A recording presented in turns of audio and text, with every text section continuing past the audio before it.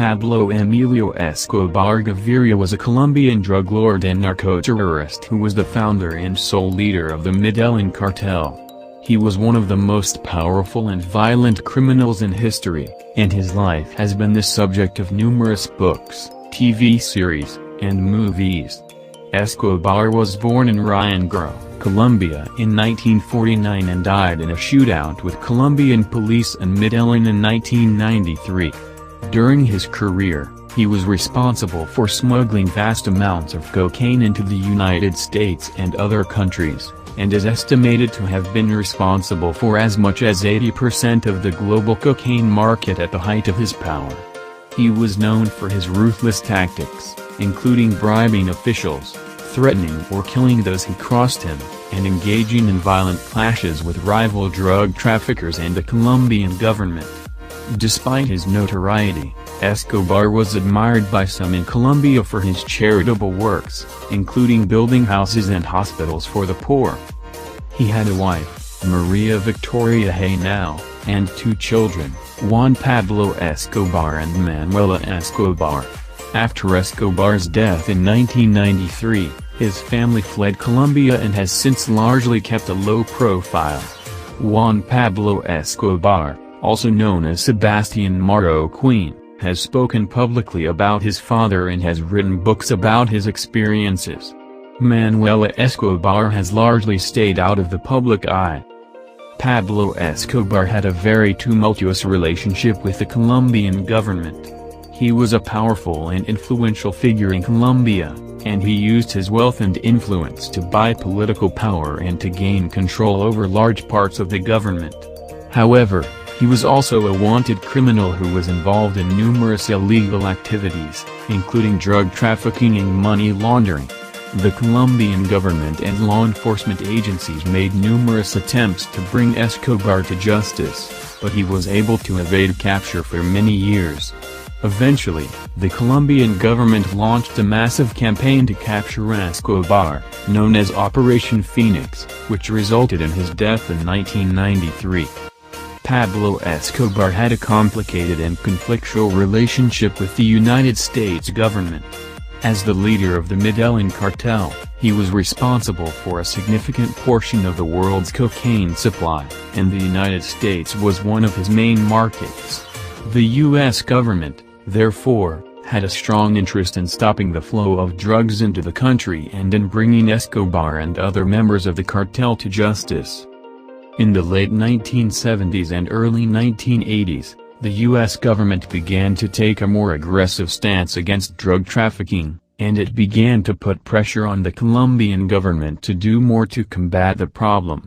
In response, the Colombian government launched a campaign against the drug cartels, which led to a series of bloody clashes between the cartels, the government, and the Colombian military. Escobar and the Medellin cartel were at the center of this conflict, and they fought back against the government's efforts to bring them down. They carried out a series of bombings and assassinations, including the 1989 bombing of a Avianca Airlines plane, which killed all 107 people on board. The U.S. government offered assistance to the Colombian government in its efforts to capture Escobar and dismantle the cartel, including providing financial aid, training, and intelligence. On December 2, 1993, Escobar was killed in a shootout with Colombian police in Medellin, Colombia. The events leading up to his death began several months earlier, when Escobar escaped from a luxury prison that had been built specifically for him. He was on the run for several months, during which time he was pursued by Colombian law enforcement and a vigilante group known as Los Pips, which was made up of former associates and rivals of Escobar. On the day of his death, Escobar was hiding out in a small house in Medellin with his bodyguard. He had been tipped off by an informant that the police were closing in on him, and he was in the process of trying to flee the country. As the police closed in on the house, Escobar and his bodyguard tried to escape through the roof. Escobar was shot and killed during the shootout that ensued. Escobar's death marked the end of a long and bloody chapter in Colombian history.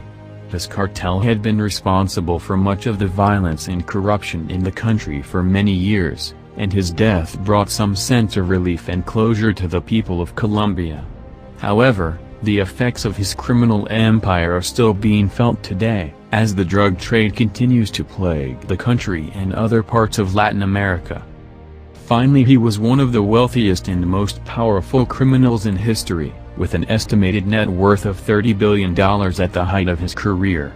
He made his fortune primarily through the production and distribution of cocaine, which was smuggled into the United States and other countries through a network of intermediaries and front companies. After Escobar's death in 1993, his criminal enterprise was dismantled and his assets were seized by the Colombian government. However, it is believed that much of his wealth was never recovered and may have been hidden in secret bank accounts or invested in real estate and other assets around the world. In the years following Escobar's death, his family attempted to claim some of his assets and reclaim their former lifestyle. His wife, Maria Victoria Henao, and his children, Juan Pablo Escobar and Manuela Escobar, fled Colombia and settled in other countries, where they have largely kept a low profile. Juan Pablo Escobar, also known as Sebastian Maro Queen, has spoken publicly about his father and has written books about his experiences. He has also made efforts to distance himself from his father's criminal past and has worked as an architect and designer. It is not clear what happened to the majority of Escobar's fortune after his death. Some reports suggest that it was divided among his family members and associates, while others suggest that it was never fully accounted for and may still be hidden in various locations around the world.